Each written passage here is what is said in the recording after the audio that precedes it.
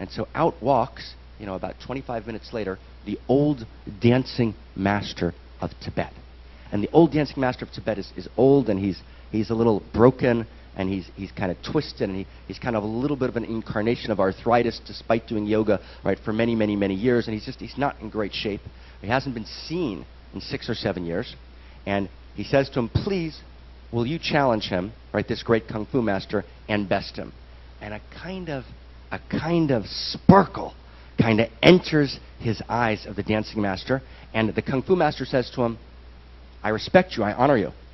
It took me 30 years to kill my master, who was much like you, until I found him on his ear and slayed him. Please strike me any way you will.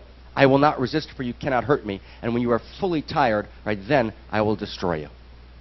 And so, the dancing master with his robes begins to whirl, and he just kind of whirls, and his hand just brushes across the nostrils of the kung fu master, and something happens. His nostrils kind of open, and he smells fragrance, aroma of bed being baked with butter kind of down in the village, and he's just kind of, and then he dances again in a second move, and he kind of twirls around, and his hands pass over the eyes, right, of the kung fu master, and his eyes open.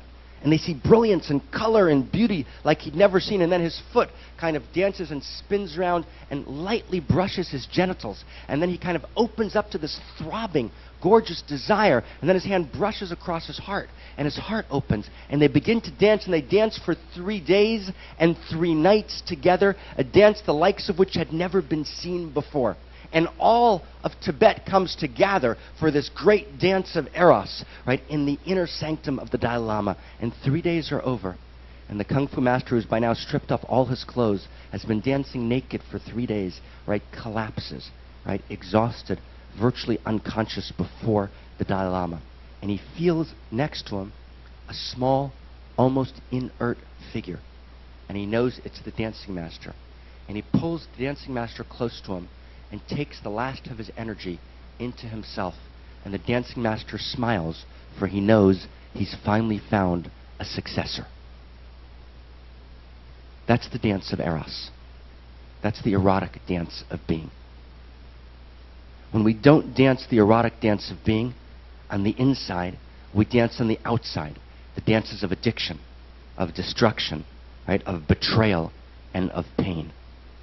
What is Eros? The erotic has 4 primary faces. In the time we have, I want to talk to you just for a moment about one of them, mention the other 3, and then come to talk about the secret of the cherubs. What is the erotic? What is the experience of Eros? Ever been in a conversation with someone? And you're talking to them, and somehow, time doesn't pass. Right? I mentioned yesterday, right, this notion of silence of presence and silence of absence. Right? Where was that? Bob, you were with us, right? So many, many, many years ago, right, I was on a date. I was about 19 years old, and my brother's uncles, cousins, gardeners, accountants, sister-in-laws, friends, daughters, second cousin, I think it was, some hard to get it right, had actually set up this date, okay? So we meet near Lincoln Center, not far from here in New York. We look at each other, and there's a wonderful woman, but it was very clear in the first 90 seconds, it was just a bad idea. There was just nothing to say. Right? We both knew it, but there was like this whole line of people who had kind of set up this whole thing, and it was like a little embarrassing to go home after 90 seconds. We spend 3 hours. What does your father do? What do you do? What do you like? What do you enjoy? She wanted to have dinners, concerts. Like, finally, thank God. Right? This is like where I learned the idea of praise of the Almighty. Right? It was over. Believe me, she was doing the same thing. Okay? Right? And and I need to get to the subway. She had a car. Okay? I said, could you give me a ride? It was about 7 minutes to the car, and a kind of silence, right, kind of falls on the car. Okay? Because there's nothing left to say. Okay? That's a silence of absence. Okay? It's a silence of absence. Okay? It's a silence when words can't cover over the emptiness. Right, about 7 months later, I was on a similar street corner in Manhattan. I don't live on street corners in Manhattan, but I sometimes the stories seem to take place there. I'm not sure why. So I was on a street corner near Lincoln Center, and I met a woman, and we kind of vaguely knew each other. We kind of look at each other, we say hello, You know, are you this? Are you that? Are you this person? We talked there for like 5 hours on the street corner. And at that point, I actually had a car. I mean, the 5 hours went by like literally like 10 minutes. We couldn't believe that 5 hours went by, right? You know, she said, could I get a ride to the subway? I had this car, as I said. And so we get into the car. There's about 7 minutes, right, to the subway. And this silence descends on the car. And it's so beautiful.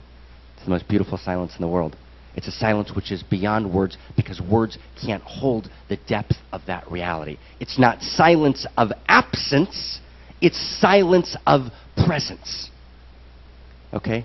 So the first silence, stay with me, hold center.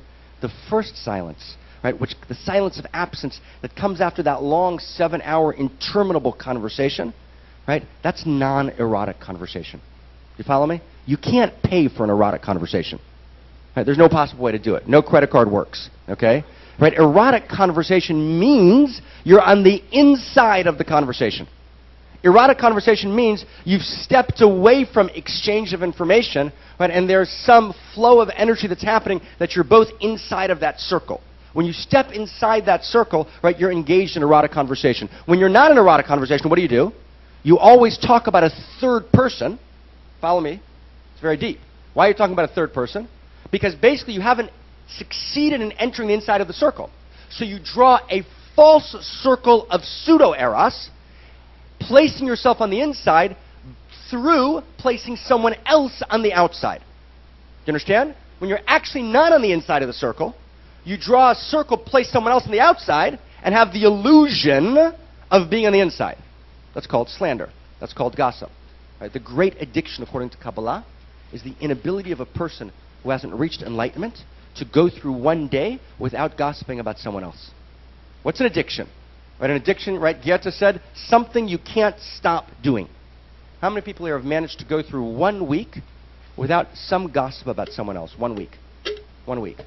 1 second. How many people believe in gossip? It's a great thing, gossip. Well, how many people have got, right? You understand the problem? You understand the gap? Right? Why? Because when I'm not on the inside, when I'm not in erotic